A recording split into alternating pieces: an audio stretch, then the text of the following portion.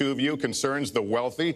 Secretary Clinton, you're calling for a tax increase in the wealthiest Americans. I'd like you to further defend that. And Mr. Trump, you're calling for tax cuts for the wealthy. I'd like you to defend that. And this next 2-minute answer goes to you, Mr. Trump. Well, I'm really calling for major jobs because the wealthy are going to create tremendous jobs. They're going to expand their companies. They're going to do a tremendous job. I'm getting rid of the carried interest provision. And if you really look, it's not a tax. It's really not a great thing for the wealthy. It's a great thing for the middle class.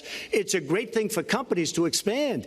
And when these people are going to put billions and billions of dollars into companies, and when they're going to bring $2.5 trillion back from overseas, where they can't bring the money back because politicians like Secretary Clinton won't allow them to bring the money back because the taxes are so onerous and the bureaucratic red tape. So what is so bad? So what they're doing is they're leaving our country, and they're, believe it or not, leaving because taxes are too high and because some of them have lots of money outside of our country, and instead of bringing it back and putting the money to work because they can't work out a deal to, and everybody agrees it should be brought back, instead of that, they're leaving our country to get their money because they can't bring their money back into our country because of bureaucratic red tape, because they can't get together, because we have a president that can't sit them around a table and get them to approve something. And here's the thing.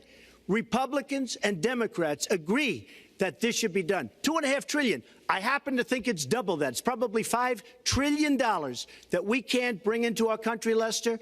And with a little leadership, you'd get it in here very quickly, and it could be put to use on the inner cities and lots of other things, and it would be beautiful. But we have no leadership.